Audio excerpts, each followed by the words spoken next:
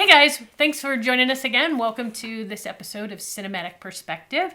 As of the filming of this episode, Wyatt and I went out to the theater last night and saw the new Dune film, which by the time you guys see this episode will probably be a couple of months old, but there's just a little perspective for you, I guess, of where we're coming from. A little cinematic perspective. Where we're coming from. Yeah.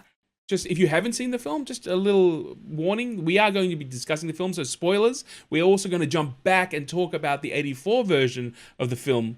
So spoilers on that if you haven't seen it in the 30-some years. All right, let's jump to it. Let's get to it. Dune, baby.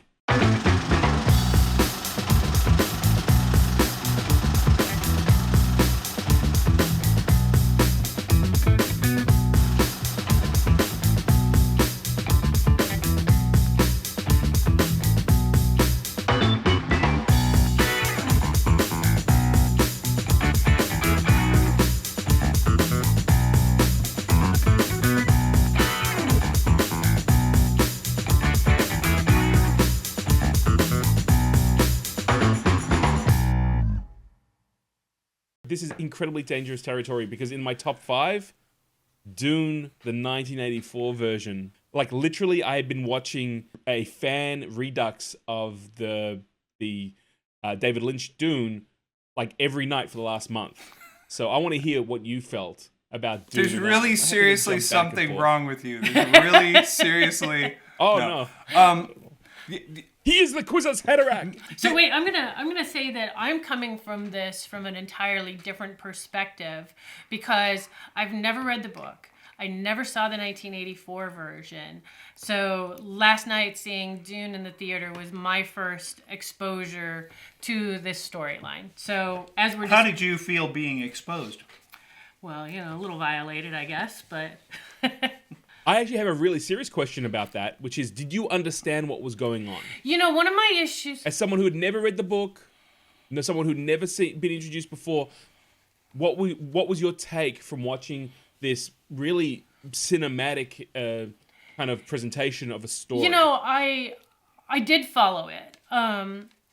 There's a lot of politics, a lot of exposition at the beginning that, I had to kind of go... Oh, I was confused at times, like, wait, now who are these people and who are these people? And there's all these different family or group names that are being thrown at you. I was telling Wyatt today that I was actually confused because he had posted something on Facebook about how they never showed the Emperor. And I'm like, wait a minute, who was the Jabba the Hutt character if that wasn't the Emperor? Right. So I thought that was the Emperor. She's talking about, of course, Baron Harkonnen. Yeah. 100%. And in fact, I went to see it as well. I've watched every incarnation of Dune, including a science fiction television miniseries, which, But the thing that I got from it, and I had read my love of the movie made me read the novels. And my feeling was this movie was really made for the fans of the book. You had to know what was going on. There was so much to go through in the movie that without the book being there, you missed out on certain things. The point that was made by Wyatt, who's the Emperor, who are the Guild Navigators, these are the people who are pulling the strings. And it was not established at all. The Emperor's soldiers, called the Sadukar, who come in and attack the House Atreides, there's a scene there where they're all prepping and everyone got really excited about seeing it. I had a friend of mine who saw the movie with me. He said, who are these guys? Who are these guys and why are they wearing almost the exact same uniform as the people they're attacking? So that was a little confusing too, that it was like, wait, what's happening? All of that is lost in this version, which is really foundational as to the threat that Paul has. And again, I was sitting there saying, I know this story. In the book and in the 84 version, it actually starts off with the Emperor being visited by the guild members who are basically mutated humans who can warp space. So there's no travel without them, and without them, you can't. Commerce falls in, so they wield a lot of power, and they dictate literally. In that conversation in the movie, you understand that there may be an emperor, but these guys are dictating the power. They are telling him what to do. They are the power behind the monarch. Yeah, I didn't get that at all. And then in the circular way this thing works, without the spice, they can't do what they do, so they don't have the power, and it's a big, huge, right, 100%, big, huge circle. But what I think is interesting is that she got it, other people get it, but I feel like there's so much more to that book that would have made it better. So but could they have made it better in less than 2.5 hours? Well, here's the funny thing. A friend pointed out that the Emperor doesn't actually appear in the book Dune. He doesn't appear in the books like as a character until Dune is like 500 pages. What, do they just reference him? But they reference him to such a degree that in my head, having read the book back in the early 80s, I remember the Emperor, and I remember the Emperor's influence. But somebody talked about how in the David Lynch... I'm not a huge fan of the Lynch film, but I will say I knew who the characters... I'm going to change Well, I knew who the characters were. I knew what the motivations were. I knew why they were fighting. I knew who was double-crossing who. In that version. Oh, yeah. So I will say, the David Lynch version, everything was crystal clear. But in the David Lynch version, the scene was called the plan scene. And in the book, there's a nearly identical scene where they're all sitting around the Emperor's throne, they're all sitting around Baron Harkonnen's room going, well, this is what I'm going to do, and this is what the Emperor thinks, and this is what the Guild Navigators are going to do. And his mentat, Piter de Vries, is weighing in and going, well, what about this, and what about that? I have no idea what you just said. The mentat? Mentat. Right. See, and that's another thing. All these new words. But it's a character. So these are... the fact that Fufa Hauer is almost non-existent in this Again, new I don't film, know what you said. Okay, so that's... Thufir was the big heavy-set guy he was the big heavy-set black guy with white short hair. And with the eyes? When they asked him to do a calculation, his eyes rolled back in his head. Gotcha. And this all relates to what I was saying about a backstory where computers had been eliminated due to a Terminator-like uprising, which is fascinating and could have been delivered so quickly.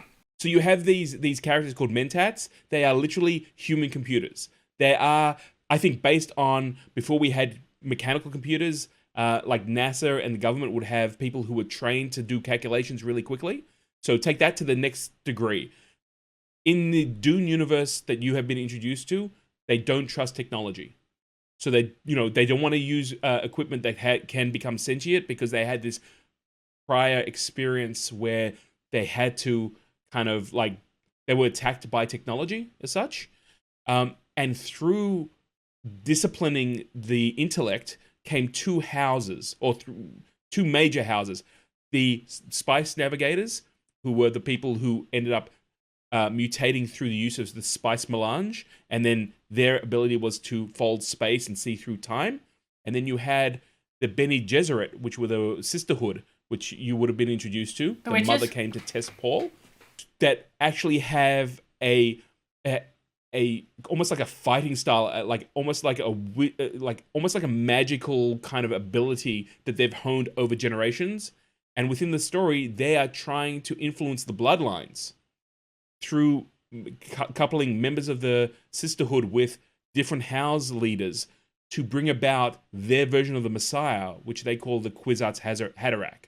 And in that scene that they are testing Paul, they're trying to see whether or not potentially he may be this Messiah character, because the lady Jessica was not supposed to bear a son to Duke Leto, but a girl that they were going to marry off to the Harkonnens and breach that conflict between the houses. So they were really messing around. And again, I like the idea that whatever their specialty that they've developed, they can actually choose the sex of their children through this kind of mental discipline, right? It wasn't a random thing. It's kind of a...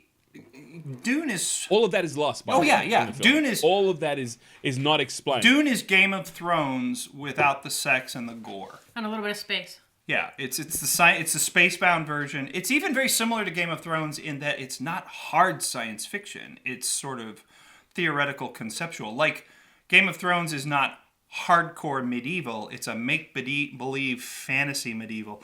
I want to bring up something that's really kind of interesting, and it's something I wasn't prepared for. and that is the fact that the film ends.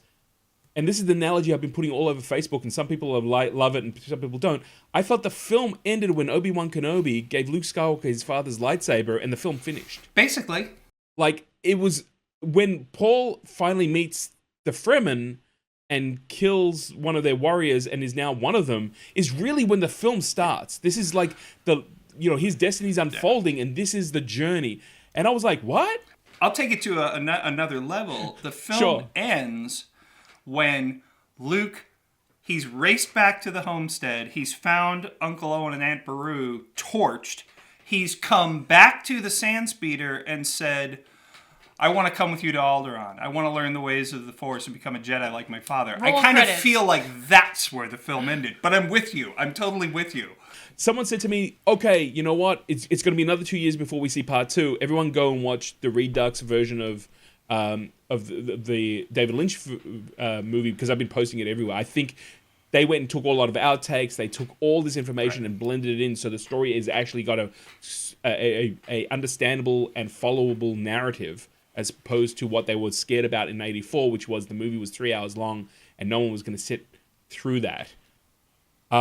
And I was like, great. So we'll see the second part, and the film will end when the Falcon gets pulled in with the tractor beam to the Death Star, and then we'll have to wait another movie to find out what happens again. And again, people were kind of laughing about it. I thought there was a lot of exposition that could have been cut. I think there were things like relationships like Dr. Yui was not explained, where in the original one, you understand exactly what was going on. I thought the performances were very underplayed, incredibly underplayed. And one of the things that really frustrated me is that the character of Duncan Idaho, which does play a big role in the later stories, which people will be going, what? He died? But I'm going to let them explain that. Originally, he actually dies in the original attack trying to help Paul and Jessica and free them. So they, obviously you got a big star, you're paying big money. They did this whole scene where he's flying out and he fights all these guys. And then, the whole story with Dr. Leatt, again, was kind of like one of these things where it was like, okay, I almost felt they were expanding those roles because they decided this is where the first film's going to end and we're a little short. Right. Let's add something else into it. As opposed to, let's get on with the story and keep moving it along and keep playing it. Hey there, film lovers.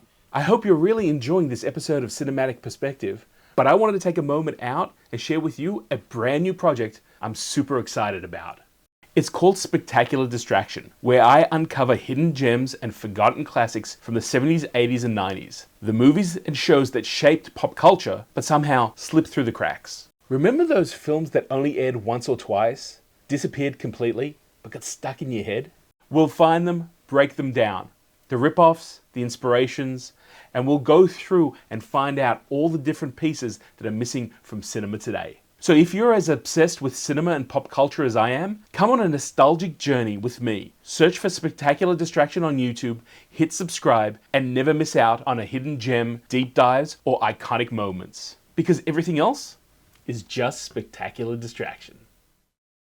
Lots of people have just experienced Dune for the very first time, and we'll pick up the book and hopefully we'll go back and look at the David Lynch film from a visual storytelling point of view. I gotta be, again, one of the things that I felt, and I gotta be honest about it, I was like, I've seen this all before. Yes. This feels like a big Hollywood film.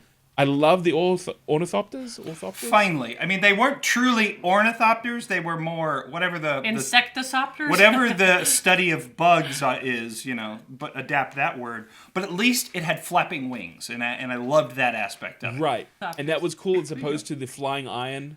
Oh, my God, that was in the original movie, which was always... from what I heard, they had designed something, and then the producer axed it. What did it look like? Like an ironing? It's like a big... it looks like a giant wedge of cheese. It looks like a giant wedge of cheese with little legs that come out. Okay. And I think somewhere like two little tiny wings. It was an interesting approach. I was shocked. It was a box. Yeah. I was shocked how much mimicked David Lynch's Dune. I didn't think anyone...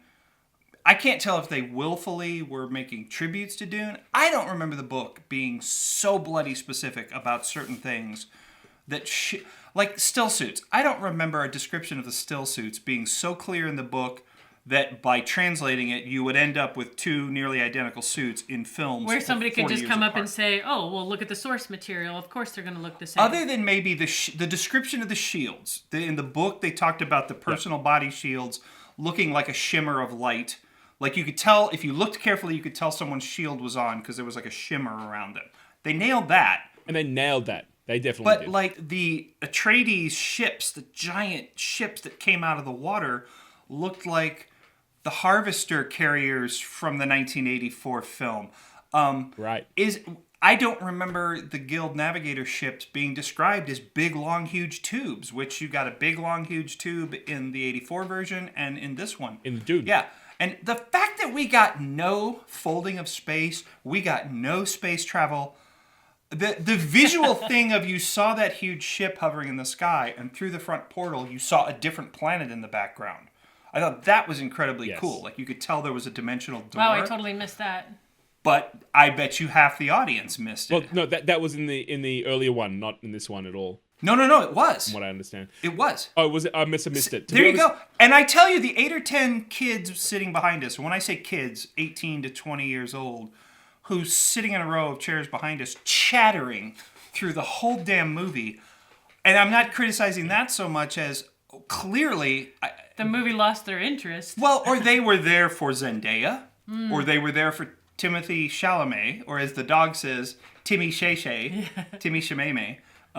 Because if you haven't seen Dune Explained to a Dog yet on YouTube, go find Dune Explained to a Dog on YouTube. Okay. That helped me this afternoon. That helped her. Not that you're a dog. No, thank you. Yeah. Going back just one step to like the original version, cinematically, I love the set design. I love It's brilliant. In the original, David Lynch version, wood is very much around Atreides. Concrete and smog is the Harkonnens. The Emperor is all gold and it. And then you have Arrakis, which is just sand and browns and. That was one of the things I told Gail was that in the original, although I'm not a huge fan of the Lynch version, there are things about it that are really cool. And one of the things was the visual and the visual signature. It's like, oh, you're in House Atreides. It's warm. It's wood. They have a planet full of wood and nature. They have floating, carved anti-grav light sources full of iridescent insects and bioluminescence. Then you go to Gedi Prime, where the Harkonnens are, and it's industrial and pipes and steel and goop and smoke, and you could see by their environments, and you got a little bit of that in the movie, the new one, but not to the degree. I was surprised that they had the floating lights still in the new one, and I was like, oh, that's a total. Because I don't remember that from the book. I don't remember it from the book. No, neither did I. Yeah. It's been a while since I've read it, but yes, I don't remember that. I think either. there were some assumptions on the filmmaker's part about what the audience would or would not know. Because it starts off, I mean, from the outsider perspective, Dune, it's all about the sand and the dunes and the sandworms, and that's all I know about this movie going in. And so we start off on the sand planet, and I'm like, okay, sand. And then suddenly we're in a place where everything's green and lush and there's water. And I'm like, what is this, like the other side of the planet? Where is this? Unless I blinked, there wasn't anything that really established. There was a subtitle, but if you missed the subtitle, you could have been. So I literally blinked. You could have been looking down in your popcorn and missed the subtitle. Because there wasn't really like an establishing shot of the planet. No, there wasn't. Okay. No. I'll give Star Wars. And what's with the bullfighting thing as well?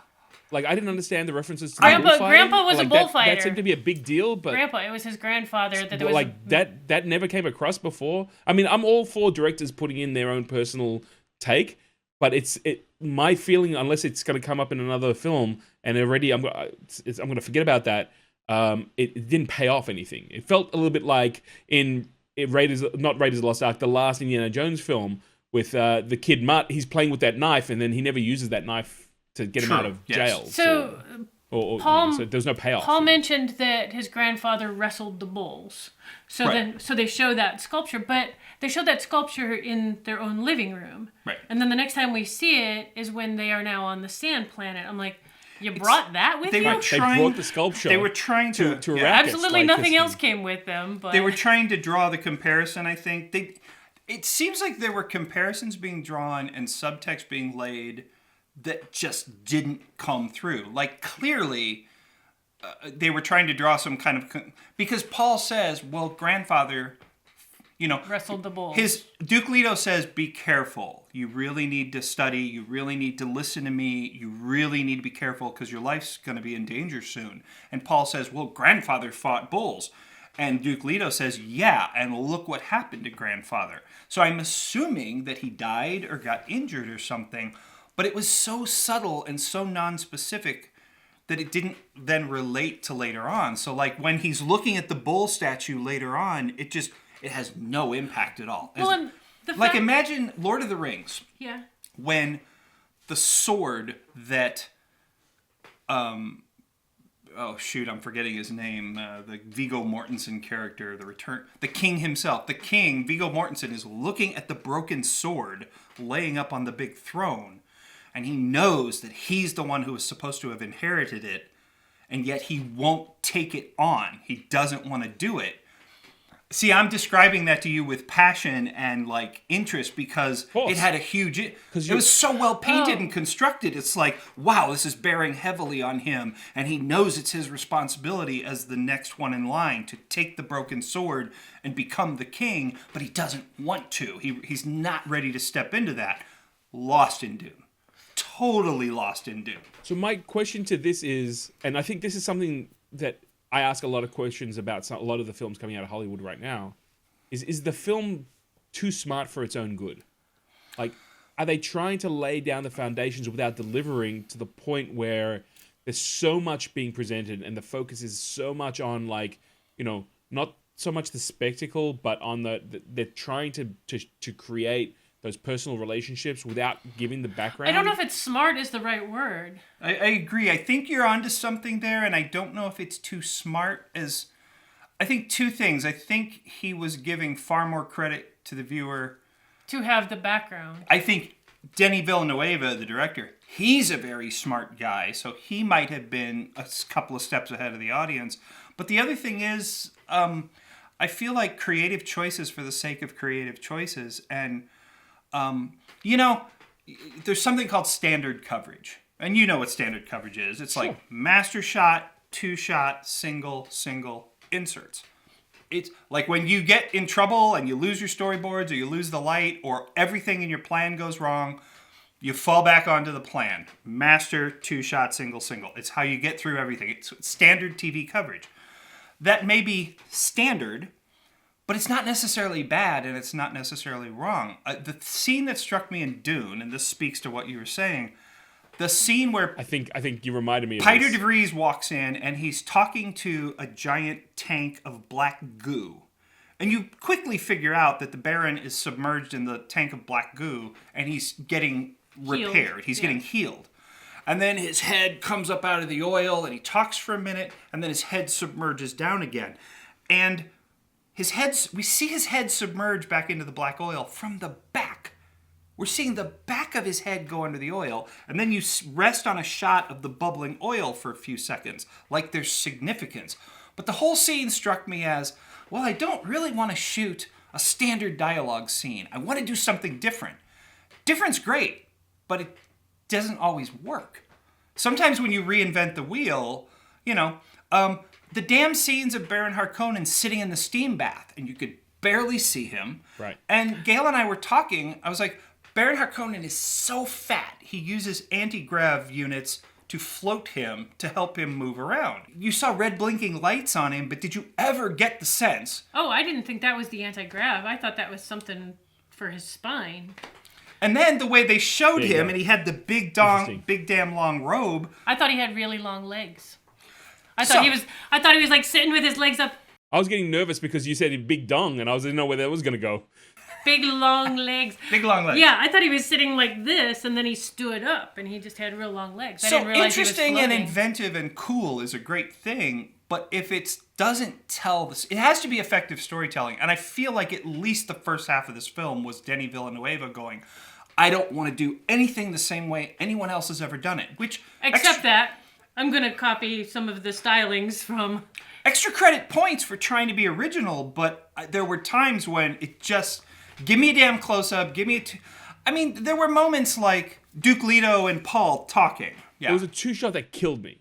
As someone who, studied cinematography and all the rest of it, and I think it was Lady Jessica speaking to her teacher, and it was on a grey background, so you couldn't see anything, and the shots cutting back and forth were literally the same shot. So it was in. Do you know which one I'm talking about? Vaguely, yes, but I know what you're talking about. It was kind of not centered, but to the right, and then it would cut to the reversal, and the person was to the right. And now, very basic tools is, basically Put them on either side of the whoever screen. shot it broke the 180 line, because to the audience, it's like they were standing together. And I remember thinking to myself, I am now popped out of being engaged with what they're talking about, because I'm going, all right, I see what you're doing. If it was an error in the sense of being framed, you're also on this gray muted background. You could digitally just slide the person across. Because the audience has been trained to expect certain things, by breaking that, you start going, that's a movie and I'm not too sure what's going on. Right. And I thought that was a really, I in fact even had, kind of turned to my partner and I said, see how they're almost, they slightly jumped. So for a second you're like, is it Jessica still, or is it the mother? And I was like, wow, that's a really gutsy move. And when you've got subdued lighting and you've got hoods and Yeah. face coverings and gosh. Talking about Lady Jessica. The audience is not going to sit there and say, you broke the 180 line. They're going to say something was wrong. I didn't understand what was wrong. Yeah. Talking about Lady Jessica, there was, I don't know, maybe a third of her dialogue that I could not understand because it was all just so kind of weird and whispery. And I'm like, what is she saying? I don't know what you're saying. I was terrified that I would love this version of Doom more than David Lynch. Like you were version. cheating on David Lynch? There was I had a conversation and the person I was speaking to was like, Gil, you'll always have the David Lynch version. It's okay. You can love both. And I was like, oh, I don't know. And then I kind of walked out of the cinema and then came home and I literally turned on the David Lynch version and started watching that again. And they were like, Gil, it's 3 hours and it's 11 o'clock at night. I mean, No, like, I okay, need some Lynch. I need some. I gotta get some Lynch. Yeah. I don't like Lynch's films per se. I mean, I know what he's doing. I've seen them all. I do like Eraserhead for very personal reasons. The Elephant Man is probably my, outside of Dune is my favorite. Then he goes into his existential stuff and Twin Peaks sort of stuff. For me, Dune, I know he's not happy with it, but I understood what he was aiming for, and I really appreciated the visual sense. The fact that he took the Weirding Way, which is a fighting style that the Bene Gesserit had developed, and turned it into technology because, in David Lynch's own words, he didn't want to make a Kung Fu Witches in Space movie. It explained, and you've got to, as a filmmaker, as a visual storyteller, you have to be able to adapt certain things so the audience can understand. I know for a lot of people, that was a huge, huge point that they hated. They hated that the Weirding modules were technology and not kind of inner discipline. Right. But I totally get why. No, I thought the concept that they took noises and emotions and translated them into actual weaponry, the concept, that's like a Star Trek level concept. Like your anger and you shouting Paul's name will literally become a killing force. Great idea. Great concept. I felt like Dune was already full of enough ideas that you didn't need to add more. The scene where they use Paul's name as the trigger to fire these weapons, and the character goes, "My name is now a killing word." That was nice. Right? That would have been completely lost if you didn't have the vehicle to get to that point. And that's something that was always in the book about his fear about what the Fremen would do. This movie definitely brought that out a lot further. And depending, I don't know if you've read the further stories, but the Fremen end up going on a killing spree that he cannot control. Right. It's a jihad. It's a galaxy-wide jihad, yeah. And the idea that you're using someone's name that is an incredibly powerful moment that, again, is one of the reasons why I love that film so much. Would you be offended if I described David Lynch's version as the comic book adaptation of the book? That's, to me, it's like big and colorful and a little over the top and a little brought down to basics, but I feel like to me it is what the Marvel Star Wars comic adaptations were of the film Star Wars. To me, I feel like the David Lynch version is like he sat down and did, and I don't mean comic book in the worst way, I just mean he distilled it down into the comic book version with sort of broad stereotypes and broad images and broad strokes. I have 3 answers for you to that. First of all, the first one is I have a high praise and respect for you as a filmmaker and as my friend. So that part This is really getting set up for something, isn't it? Yeah. I can see what's going on. The second part is, how dare you, sir? Because Dune was also a movie that they had tried to launch a number of times. There were some very interesting directors behind it, and they were never able to get it off the ground. And my third response to this question is, may you be judged by Shai Hulud. So I'm going to leave it up to that.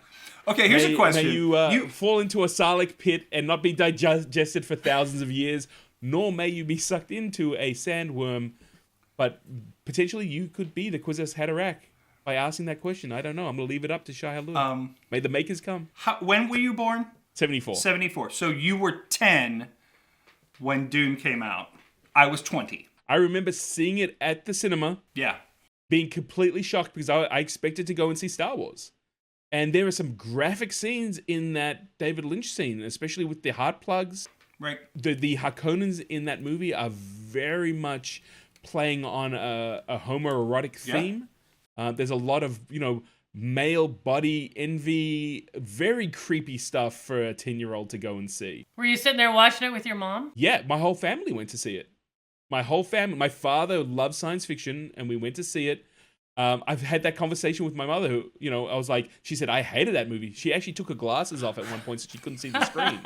Wow. David Lynch would be so proud. Yeah, of course. He got a reaction, which is what a filmmaker's after.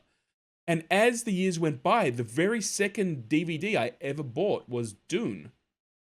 And then when I was at UCLA, I was on eBay and I found someone selling a 3-hour Alan Smithy version of the extended version of Dune. Which was like the TV version. Oh, okay. And they got completely addicted to that again. Yeah. Just to explain to you, Gail, and anyone who hasn't seen this version, the first half an hour... And then we shouldn't go too much farther because she'll glaze over. She said it. She'll glaze over. I'm doing okay. I'm all right. But the first half an hour is storyboards explaining the backstory to the story that you're about to watch. Wow. Like they had to construct things that weren't filmed or things that didn't exist. And yeah, I remember that. I remember enjoying the 3-hour Smitty cut better, but it was clearly incomplete. They repeated shots of ships because they didn't have additional shots. There were shots they'd cut in where they hadn't done the blue eye effects, and then they'd cut back to scenes where they had the So the eyes would change Was color. Was that just a time thing? Like they ran out of time before it was supposed to air, or what? It was back in the 80s, and they were doing a TV version, and they just were carelessly... I mean, on the one hand, they assembled a more complete version of the story, but they were doing it with incomplete elements of the movie, so... That's it, yes. And David Lynch disowned it. He took his name off, and he put on Alan Smithy, which is the disclaimer name that the Directors Guild uses. I want to know who this Alan Smithy guy is, because he makes a lot of really bad movies. I enjoy them, but they're bad movies. So if a director doesn't want credit, they credit it to this guy called Alan Smithy. Basically exactly what you said. The reason why you had eyes changing was you're not going to go and do all the touch-up to make the blue eyes unless you've got the final cut in. So they were going in and taking takes, adding it in, kind of padding out the film. So I'm sorry. So this was actually the David Lynch film. It was just the extended version of it with all of these incomplete shots. They had crucial scenes that explained the narrative and what was going on that they had cut out of the theatrical release because of time. The original first cut of the film was like 4 hours. They pared it down to 3, and then ultimately where he was very upset was Dino De Laurentiis, who was the producer, overrode and just said, we're going to cut this stuff out. We need to get it to like a 2-hour block because no one's going to watch this. No films, over 90 plus minutes were successful at the time in the 80s. I do want to shout out to this version that I've fallen in love with called this Dune Redux or the Spice Diver edition. It's freely available on YouTube. It was where I came across it. It is basically a labor of love where fans went and took every version, every clip, every outtake, and mixed it all together, then went in and fixed up digitally all the little things so you have everyone's eyes. There was a number of versions, but the final version, they cut out the end of the David Lynch version is that it rains on Arrakis, which makes no sense whatsoever because if it were to rain, it would kill the worms, it would destroy the spice, the Fremen would have no power. It's another story altogether. But it also introduced things like what happened to Fufi Hauer. So it's very controversial, but in the David Lynch, see, you don't know the character, and that hurts. No, it really hurts the story because that character is such a big deal in the book and in the David Lynch version. He is Paul's teacher. He is the one who had also taught his father, and so he's had his life extended by spice use, and it's basically Gurney Halleck, which we all were introduced to in the new version, guy? Who's basically John Brolin. Oh, okay. Brolin's character, who was originally played in the David Lynch version by a very young Patrick Stewart, which is awesome. I've been to screenings of that version of Dune where people just cheered at the end for Patrick Stewart being Captain Picard.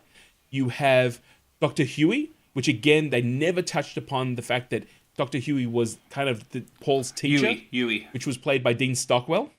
Dr. Huey, sorry, you're right. And then you have the Mentat, who was tied through loyalty to the House Atreides, which was Fufa Howard. That character goes on a complete journey and arc, and when he's captured, he's actually converted by the Harkonnens to stand against the Atreides house. What was shot but cut out of the original theatrical sequence is at the end when everyone's captured. You just threw like 18 names at me, and I'm like, okay, I'm lost now. I don't know what we're talking about. So there's two real things two scenes that I'll just go really quickly, which is when Paul is attacked in the scene where they send the hunter-killer to catch him, and he's able to thwart it. Fufi Hauer says, and he says it in the original one too, I want to resign. I failed you, I'm going to resign. And Leto says, don't be a fool, they attacked my son. It's your training that saved him. Sit down, shut up, do your job. And that was in the new one. Basically, yeah. Yeah. So you understand that his relationship, he wasn't just a human computer that's being hired. He is with the Atreides family. It's a loyalty thing. He's kind of like the Lancelot of Mentats when it comes to the So house. I'm going to jump backwards here for a second. I know you got another scene you want to mention, but so in the opening of the film, near the opening of the film, we see the whole court, if you will, when I guess it's an emperor's representative shows up. Yes, okay. yes. Hold on. Yeah. So on the dais, if that's the right word, you've got Paul and his dad, and who I thought was his grandfather, who then blinked and his eyes got weird. That was Thufir. Right. But I didn't know that. I didn't know anything about who he was, but he's an elder gentleman standing up there with the family. So when they mentioned the grandfather, I'm thinking, oh, well, that's the grandfather, obviously. He's up there with everybody. So yeah, there was a lot of... Again, the David Lynch version This is where you're too smart. Well, the David Lynch version gets points for showing the relationship and the connection. Just even the distinction between Duncan Idaho and Gurney Halleck, you needed to know that one was like the commander of the forces, and then another one was like a lesser commander who was more directly going into the field. And it, yeah, I mean, they both had functions, but one was like a captain and one was like a lieutenant, and they all had functions within the family, but you kind of lost that. You knew they were all buddies, and you knew they all worked for Duke Leto, and you knew they all took care of Paul, but where they're... Yeah. David Lynch did do a good job of saying, this is what this guy does, this is what this guy does, that's what this guy does. Hey everyone, I'm Wyatt Weed from the Cinematic Perspective podcast, and as you probably know from listening to the podcast, we make movies. Well, I wanted to take a moment today and talk a little bit about some of those movies and how you can watch them at home. Four Color Eulogy was originally the brainchild of actor and filmmaker Jason Contini, who played the vampire hunter in Shadowland. Jason wrote the original story for Four Color, and then he and Nick Hearn and I wrote the screenplay. Four Color is my second feature film as a director.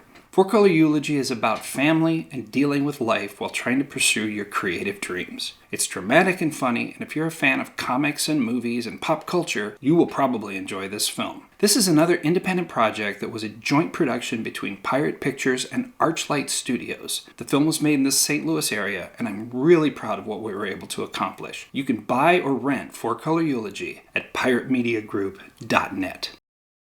So, Gil, there was another scene you were saying? So the powerful scene and the setup with you understanding the relationship between Fufa and House Atreides is that he's converted. In the Lynch version, he's now a Harkonnen with a heart plug, which is, again, something that Lynch brought in to the idea that all Harkonnens had heart plugs, which if you pulled the pin, you would basically be committing suicide. Well, that's dangerous. Or he could kill you. Yeah, that's... If you pissed him off, he could walk up and just pull your plug. He just grabbed it, and that was it. And you can see from the character that we understood, he's looking around. They've broken him mentally. He's almost like a child. In David Lynch? In David Lynch's, and in the book. And there's a scene where Paul has now got the Emperor, the Harkonnens, Fufa, a character that you haven't been introduced to, which was the Baron's cousin, which was played by Sting in the original film, who is just there basically to kill Paul and hates the Atreides. And he turns, and Paul says, I see Fufa Hauer standing with the Harkonnens, bring him forward. So he says to Gurney, go get him. And Gurney brings him, and just before he goes to separate him from those that are imprisoned, the Sting character, the cousin, turns to him and says, your antidote to your freedom, and gives him a knife, basically say, go kill Paul and we'll let you go. And Paul sees that. And he says to Fufa, in return for all your loyalty to House Atreides, I'm now granting you anything that you wish. If you need my life, take it, it's yours. And he turns around and he says to him, if you're going to strike, do it now. And all the Fremen are like ready to cut him down. And instead of taking the knife and killing Paul, he pulls the heart plug and commits suicide. It's such a powerful moment. Now, did you just ruin something in part 2 for me? No, because that was a Lynchian invention. Okay. That was a Lynch thing. Because of the fact that, the character was so, he taught his father, he taught his grandfather. It's said many times, 3 generations of Atreides. And in fact, he dies with that on, that's his last words. And then Paul says, take this brave Atreides warrior and show him every honor. And that whole sequence, you just don't know what happened to this character that you understand has such a great relationship. Right. And it's look, listen, if it's spoilers, it's 30 years. No, but you make a good point in that you're basically talking about both versions of the film, both the 84 version and the 2021 version, both missing certain connecting emotional things, whether they were created by Lynch or they were left out by Denis Villeneuve. And then you start to ask the question, what's commerce and what's artistry? Like, we know that with the 1984 version, it was Dino, which unbelievably shockingly that Dino was able to let... Dino, who did the 1976 version of King Kong, that everyone talks about. who then turned around and financed this film, Lynch's version of Dune, and financed, Blue Velvet. So, I mean, right. You couldn't predict what Dino was going to do, if he was going to do complete crass commercialism or artistry. But he would do both at the same time. He funded Flash Gordon. Yeah, he would do both at the same time. And David Lynch was offered to do Return of the Jedi and turned it down for Dune. Yeah. And I'm really kind of because I'm being selfish with this comment, but I'm really glad he did. I can't imagine a David Lynch Return of the Jedi. That would have been the most jacked up thing ever. Yeah. So you got Dune. I got Dune. I got the film that I watch like before I go to bed all the time. I have two final comments on this 2021 version of Dune. I have two final comments. We talk about the filmmaking and what makes sense in filmmaking. There were scenes in Dune. I'm thinking of the scene where House Atreides finally lands on Arrakis. They're departing their giant ships. They're seeing the bright sunlight for the first time. They're feeling the heat. The heat waves are rippling. And there's conversation, and the people are off in the distance on the tarmac yelling and shouting. And you can see for like a mile down the tarmac and massive ships landing and thousands of troops. And you've got this conversation happening in the foreground with like miles stretching out behind them with rippling heat waves. It doesn't work. It's supposed to be a conversation between two people. Right. It's supposed to be information exchange, and you staged it against something massive. And it's distracting and it's weird and it doesn't work. And that's what I think this film, it had a lot of problems with. I want to make this so huge. I want to make this so gigantic. And at a point, you lose it. And by comparison, I say, look at something like Ben-Hur, which in the entirety of the epic that is Ben-Hur, with a chariot race sequence. Like the pod race sequence? Like the pod race. With a film as big and huge as Ben-Hur is, it's about two guys. It's about Ben-Hur and Masala and what happens between them. And the entire chariot race is still about Ben-Hur and Masala battling each other. And that he was able to do an epic that was that personal. Lawrence of Arabia. I mean, as massive and huge as that film is, It's about Lawrence and his relationship to everybody else, and it's an incredibly personal film. And Dune just... So until about the final third of the film, when they started getting out into the desert and meeting the Fremen and having those personal interactions, it was just lost in epic vision. Could they have changed the camera angles to make it like... Here, we're establishing this is where we are. We're on the tarmac. There's all these people, but flip around and show you more inside the ship and have the conversation. Again, Denis Villeneuve is not a stupid guy and he's not a bad filmmaker. I just think my instinct is that he so completely wanted to make something no one had ever seen that he often didn't make the best narrative choices. And he made inventive choices, but that didn't focus the story. The other thing that I thought was really cool, it's a change, and I don't know if you noticed this, the mouse shadow on the moon. They didn't show the mouse shadow. It was a hand. Yep. But instead they showed, which I thought was really cool that it was the hand, but instead they and that's in the David Lynch version too. When they look at the moon, there is a hand there too. I thought it was a mouse shadow in the moon, but I thought it was his bloody hand that became the Sleeper Has Awakened, that becomes the mark. I always was confused because every time I see that shot, I see the hand and I don't see the mouse shadow. That's weird because when I see the Lynch version, it's mentioned in the book, the mouse shadow on the moon, and then I see the mouse on the moon. We call that one Moadib. See, Stilgar without the actor and that amazing like deep voice. To me, that's not Stilgar. But I thought it was cool that they gave us a mouse. Like, they didn't give us the mouse shadow. They showed the mouse, but they actually gave us a mouse. I thought that was a nice adaptation. I thought that was cool. 4 times he either saw a mouse, or even in the film book, there was a little mouse that came out in the woods. Where was the other? He saw him when they dug their way out of the dune. He saw a little mouse skipping around. Yeah, and then what was, because he saw that we saw that twice, but what was the fourth time? There was one in one of his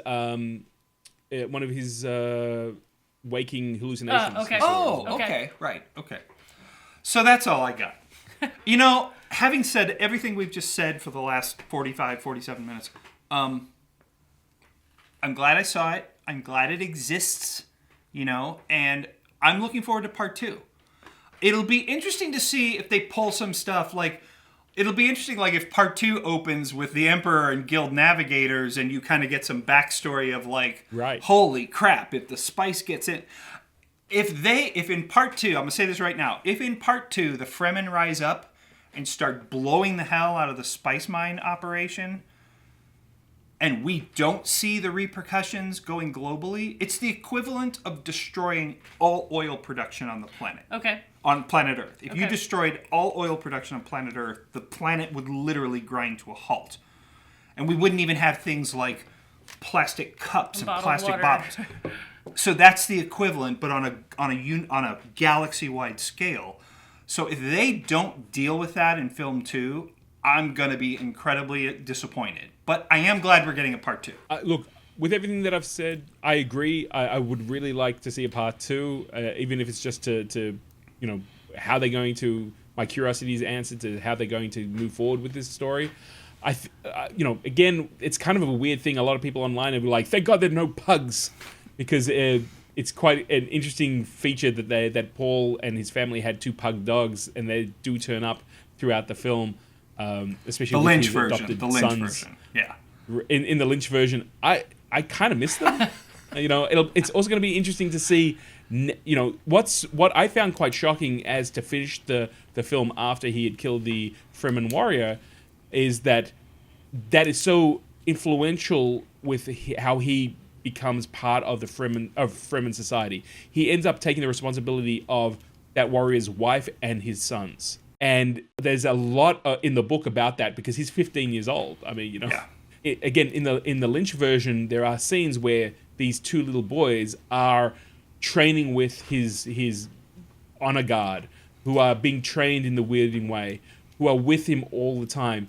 It's like he took that responsibility on, and there's a moment between I'm like this 15-year-old kid who's the son of a duke, and I am now not only the heir to House Atreides, but I am also now a Fremen warrior that's going to live up to the expectations that are now placed upon him. So I would have liked to have seen that, and especially since he met his betrothed, or I guess his concubine, his love of his life.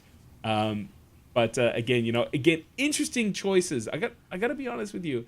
Interesting that they chose the actress that they did.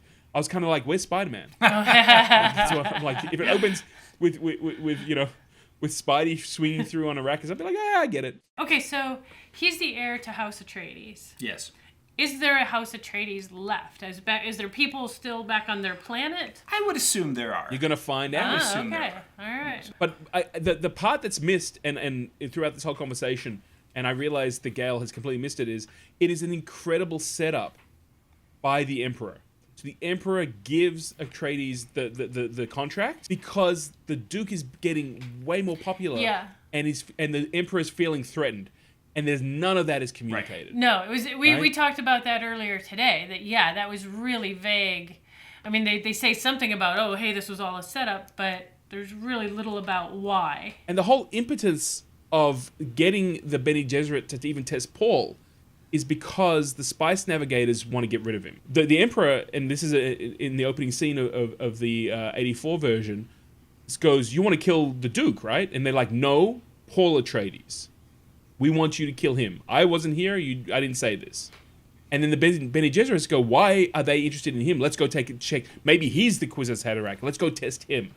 So It's actually that action that starts this whole thing flowing that sends them to Arrakis, that sends him, to the Fremen, that ends up starting this holy war against the whole universe. Right. And again, that just is completely lost in this new version. One thing Wyatt and I were talking about today too, just about some of the things that were kind of unclear, was Paul's visions. That like towards the end, he's having visions of the what are they called? What are the sand people? The Fremen guy killing Paul, and instead Paul kills him. So it's like, okay, so is this a vision of what's to be and he sidestepped that, or is it hey, this is the possibility of what could be happening to you, so look out? And yet he's also getting visions of the guy that he killed, advising him and teaching him and talking to him about the desert. And I don't recall any of that sort of contradiction in the book. I don't recall that at all. I recall his visions from the book, but not that. so does that Fremen guy become his Obi-Wan? Is it a ghost image that is comes back later to? He gave him his lightsaber. You see, this is why my analogy is closer, because he gives him the knife, The end of the film, the lightsaber, bah. Okay, Dune, written in 1965. Written by a white guy, populated with white people, because, let's face it, some things are of their time. In modern day, you can look at things and say, this has no diversity, this has no people of color, this has no gay or trans people in it, but not, I think, because... The Lynch version did. Well, the Lynch version did. No. But the original book, you know, it is easy to criticize something like that is of its time. And did Frank Herbert purposely do that? No, I think a lot of times things that are older have a lack of awareness. He was probably just writing what he knew, what he experienced, what he thought of. So he wasn't thinking consciously about opening something up. I don't fault him for that. So then you move something like this into the modern day, and you say, well, we want to be a little more inclusive. Let's mix up the colors. Let's mix up what's going on here. Let's make this more inclusive. And I'm totally for that. But throughout history, since 1965, Dune has been criticized as a white savior cliche. And I think there's a lot of things like that are... It's dubbed the white savior story now by today's standards. I don't think Herbert, when he wrote the book, and I've told Gail this, I don't think he was messing with religion. I don't think he was proclaiming a white savior or standing behind the idea of a white savior that, you know, the Western version of Jesus is a white guy and God's a white guy. I don't think any of that. I think Herbert was an ecologist, a desert survivalist, and he took a lot of mushrooms, which had a blue tint to them. I think he was all about expanded consciousness. I think the blue of the mushrooms became the blue of the eyes. And it's science fiction.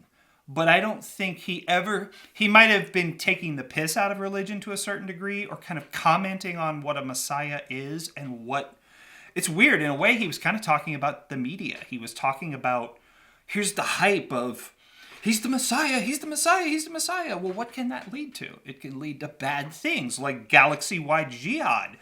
But I don't think he ever was making a comment about Jesus, a white Jesus, the white Messiah. I think that's a modern-day criticism that doesn't apply to a middle-aged white guy writing a science fiction novel in the 1960s. And that doesn't mean it's okay to have a white Messiah now.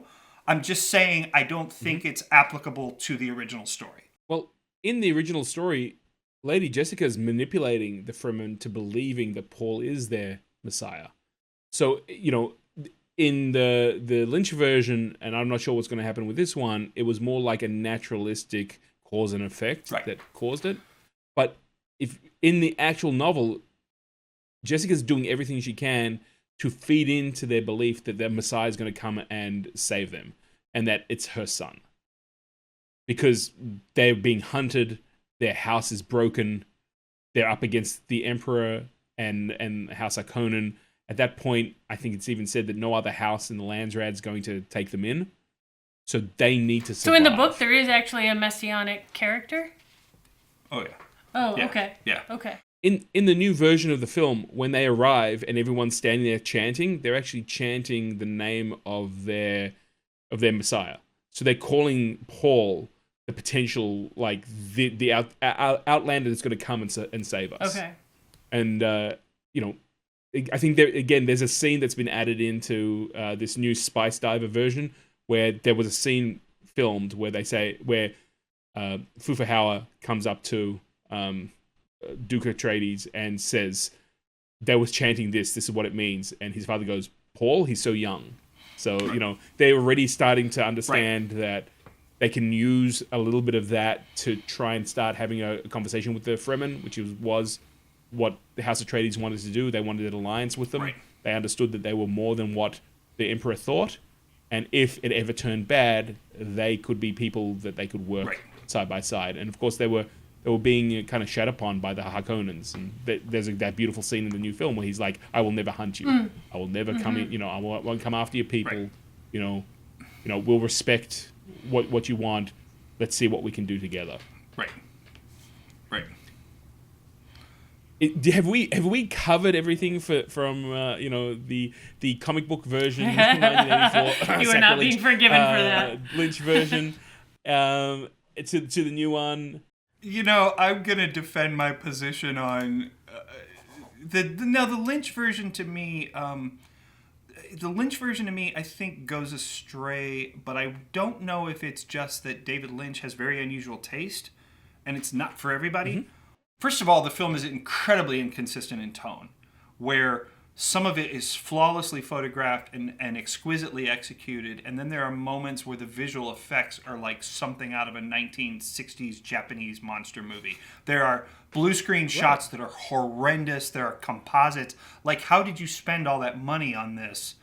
It's like with all the technology that was happening on Star Wars, somehow Dune slipped through the cracks. Like, why did and I know at one point John Dykstra was going to do the visual effects, and he went down to Mexico and he spent some time in Mexico where they were shooting it, and he went, I can't do it. We got to do the effects in LA. And Dino said, no, you have to do the effects here in Mexico City. And Dykstra went. Was the technology just not there? Well, it was things like you couldn't keep the stages clean. You couldn't keep the dust out of stuff. And like the power would brown out. The power would just wildly fluctuate. And he's like, I can't bring motion control systems and computers down here and run them off of the power you have. You guys can't even keep consistent 120 electricity running. I can't bring my gear down here. And they couldn't even get things through customs without being stolen. I think Sting had taken a computer to do some some music orchestration, and they had this is back in the 80s, so all the programs were on this audio tapes, and all the audio tapes went missing. And he was like, if you listen to them, it's just like electronic beeps, but to someone they thought there was a value, so they just pinched them. Right. They shot at a place. A lot of the stuff in the desert, they nicknamed it the dead dog dump, because every time they would come back to it, there were dead dogs like they had to clean out of this area before they could start shooting. They were all in these foam suits, and they would be sweating through the suits, and the suits would fall apart. There's apparently outtakes and moments where they'd have the line of like 50 guys in still suits standing out in the desert, and guys would just buckle and go down like they're shooting in the heat of the desert. Because they're in the desert in those suits that aren't actually rehydrating. Right. Yeah, these guys were just like, gaboom. Yeah. There was no water-cooled suits for the extras. They were drinking gallons and gallons of water, not going to the bathroom because they were just sweating it all out. They were putting up the miniatures on stage against blue screens and trying to do it somewhat properly. And they said that the fly population was so horrible. You'd be looking at this spaceship against blue screen, and all of a sudden here would be a fly. and the guy specifically said in CineFX, he said, here would come a fly the size of a 747 in scale. Yeah, that's just the ornithocopter? I give David Lynch credit. He tried to do the internal monologues, because Dune, as I was telling you yesterday, Dune the book is half driven by internal monologues, and the internal monologues are fascinating. Dune brought the internal, he made them literal voiceovers, but then what happened is you got these quick snippets of voiceovers punctuating these scenes, and some of them just became almost like punchline jokes and laughable, and there were moments where a character's voiceover would come through, and you could literally hear the audience giggle like, yeah, I know that's how he's feeling. It's clear that's how he's feeling. You didn't have to say it. So some of it was totally unnecessary? Some of it was totally unnecessary, but then some of it was so trimmed down and cut down, maybe by Dino, that it became very sort of scattershot. So I give Lynch credit. I also feel like the film is a little miscalculated and a little clueless. But I do appreciate the effort of That's harsh, dude. Come on. That's a harsh statement. Because, and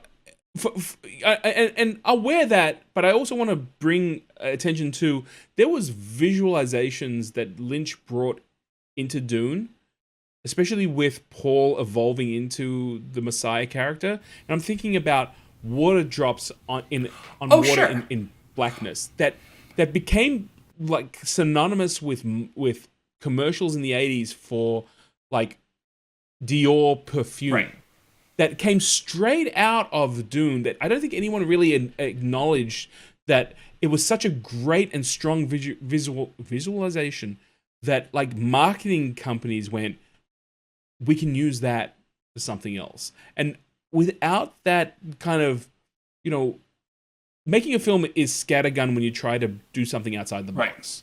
And there's no question that Dune 84 totally out of the box for what Lynch was doing. That's why he was hired for the project. But I will also say, like Blade Runner, where I feel like Ridley Scott took on Blade Runner for very specific things that he wanted to do. And the other stuff was like, well, I got to connect A and B and C together. I got to shoot these scenes. But I'm really fascinated with this. And you can tell when you watch Blade Runner what he was really focused on. So do you think you had some of that with Lynch? I think with Lynch, there are certain, like you talked about some of the dream elements and some of the dream sequences. And those images are incredibly strong. And Lynch is incredibly strong on sound design. You can hear how focused he was on the sound design. I think there were other aspects of it that were like, I don't care as much about this. And yeah, we have to have this action scene. And yeah, we have to have this other stuff.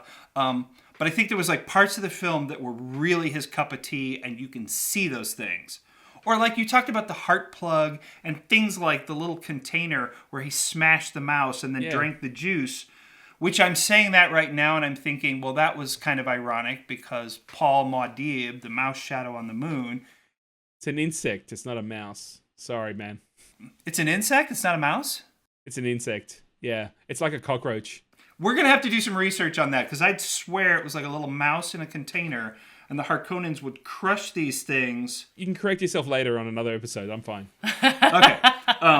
And then they would drink the juice from it.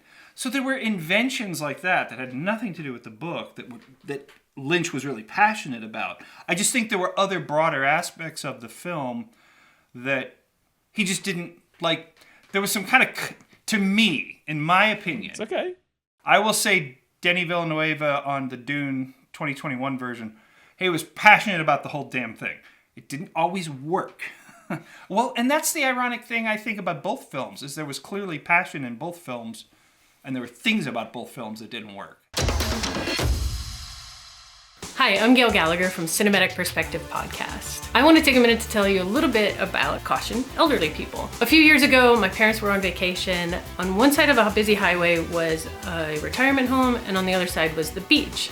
And there was a sign that said, Caution Elderly People. And my dad took a picture of that because he's got a great sense of humor and he thought it was just funny. We got talking about how active older people are now. Based on that, he and I developed a brand called Caution Elderly People. We sell gift items for the active senior in your life. We've taken this design and instead of it just being the elderly people crossing, it's elderly people golfing, Caution Elderly People cooking, bowling, boating. There are so many different activities that we have on our website, and they're great gift items for the active senior in your life, or a fantastic gag gift for anyone hitting those milestone birthdays. You can find us at caution-elderlypeople.com, and you can use promo code PODCAST for 20% off your first purchase.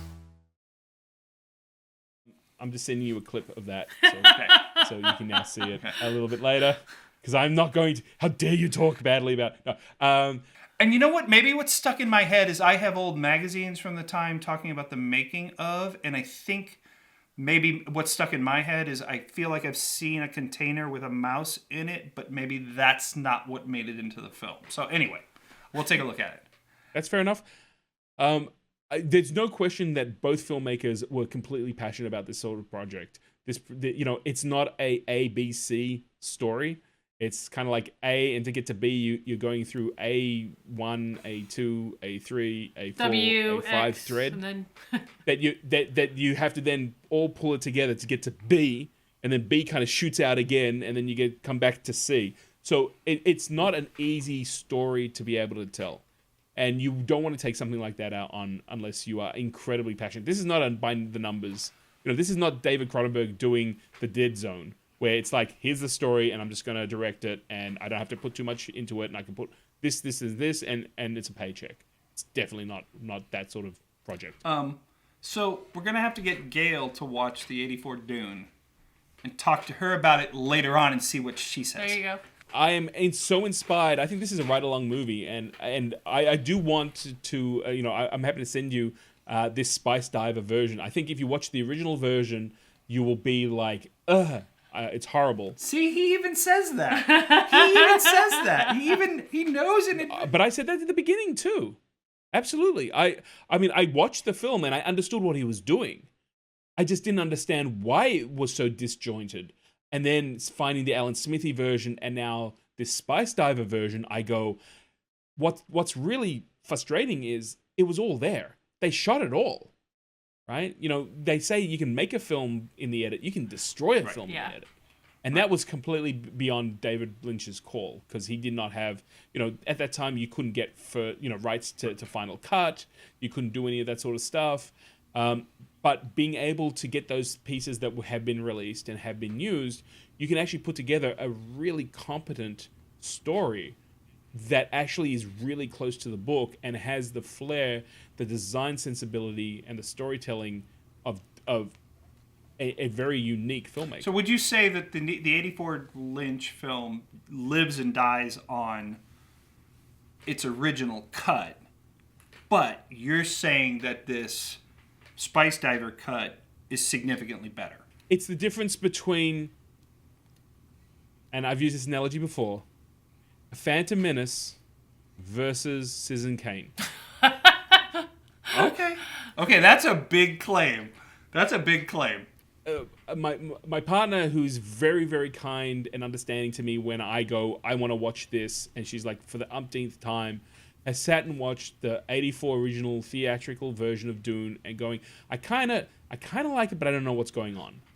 And then we sat down and watched the 3-hour Spice Diver version and went, was this in the thing that you showed me before? And I go, no. And she goes, that makes total sense. Okay. Was this in? I go, no, they cut that out. I don't remember that. Oh, and then at the end she went, I really enjoyed that a lot better. And then when she came along to watch the new version, went, I'm really disappointed that they didn't have this, and this that I just watched with you in the Spice Diver version, because if I didn't know that, the film wouldn't have made sense to me. So he's saying... Fascinating, yeah. He's saying original 84 cut, yeah, you probably will scratch your head, but this is what he meant. Okay. This is what he meant, yeah. Okay. And truly, I know that the Spice Diver version is not what David Lynch meant. If he had Final Cut, it wouldn't have been that. Sure. It would have been something different as well. But do you think if David Lynch had Final Cut, it would have been better than the theatrical release? I think we should start a hashtag saying, release the Lynch Cut. I would love to see that. That I give a rat's ass about. I would love to see that. I don't want to see another freaking Snyder cut of anything. That wasn't created to begin with. Right. I would love to see a Lynch cut. I'm with you. Release the Lynch cut. Release the Lynch cut. If you're watching this right now, jump on Twitter. We're going to start.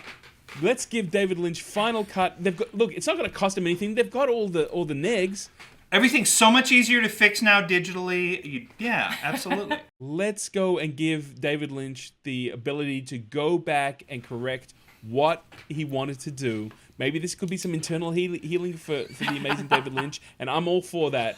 Life is about healing some of the mistakes you made. I'm not saying that the mistake was his to make, but let's go and get the David Lynch cut. I like that. I like that a lot. I guess the only proviso I'd really like to add to it is I would really like, if David, if you're listening to it, love your work. Thank you for listening. But also, I think that it would just be an amazing thing if it was actually what his original vision was, as opposed to what I can do now with technology. Right. Okay. I think that would be amazing. So, Gil, the cuts you've talked about, the Spice Diver and whatever the other one was, the Alan Smithy, yeah. Those are not the David Lynch. That wasn't his vision. Right. Okay. Right. Okay. And the theatrical version was not his vision either. So I'm such a big fan. I found a copy of the making of Dune when the original movie came out. They released like this kind of novel type. It's just like the making of Star Trek, where it went through. They had a author or a journalist there who had was able to interview the actors and the technicians and the producers all about the movie. There's stills in that book of scenes that I have never seen be released. It's quite clear that they were going to make a series of films. So it was going to be Dune, then Children of Dune, and the rest of them. They were planning it. It's spoken about in the book that like Lynch was going to take a year off and then roll into the next Dune film if it was successful. And you know what? as I said, I think it was like 3 or 4 hours. 4 hours, I think. So, and there's shots of like the Fremen training to their voices, and they're sitting around this like machine, and they're learning the vocal kind of range to use the weirding modules. The actress that ended up playing Paul's kind of adopted wife, as such, there's a whole chapter, and it worked out that she wasn't even an actress. She just loved Dune so much that she had a conversation with the director, and suddenly, like, she was playing Paul's wife that he ends up kind of inheriting as such. And they were talking about like what the continuation of this story and what the experience was. Okay, maybe that was my mistake. I told you that he killed, was it Jamis? He killed Jamis in the honor fight. Jamis. Okay, he didn't inherit Chani from that. He inherited somebody else? Jamis's wife. That's what it was. Right. Okay. And 2 sons. Right. So I knew he inherited a woman somehow. But it wasn't Zendaya? It wasn't Zendaya. He did not inherit Zendaya. So my bad. I misinformed my wife. Yeah, so it's all good. If I remember correctly, he inherits his wife, his children, and his water.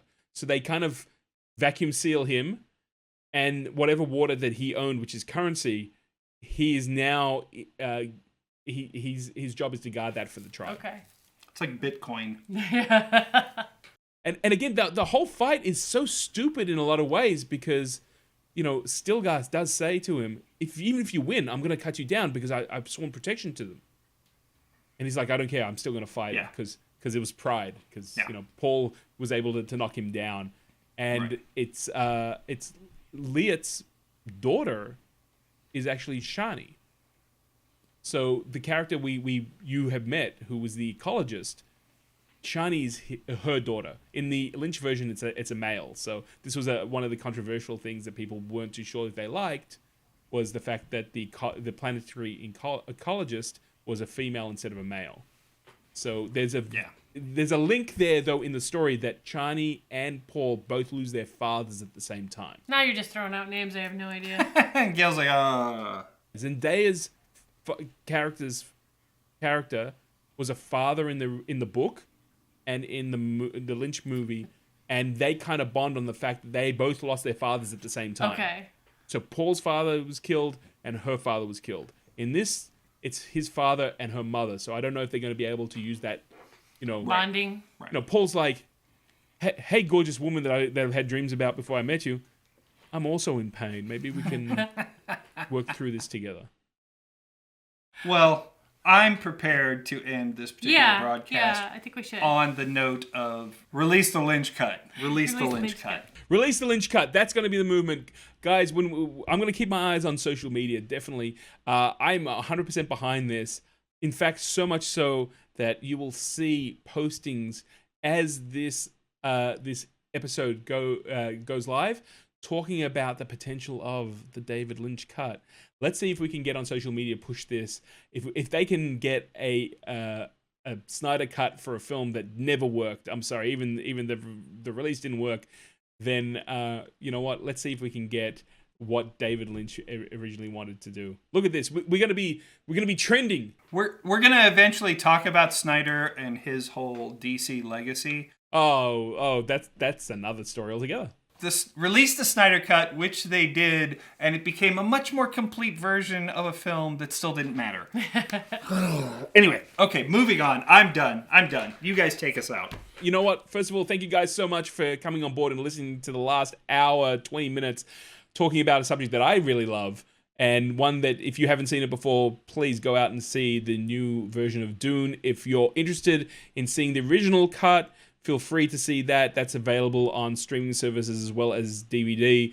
If you are interested in seeing this Space Diver version, there is a copy of it on YouTube.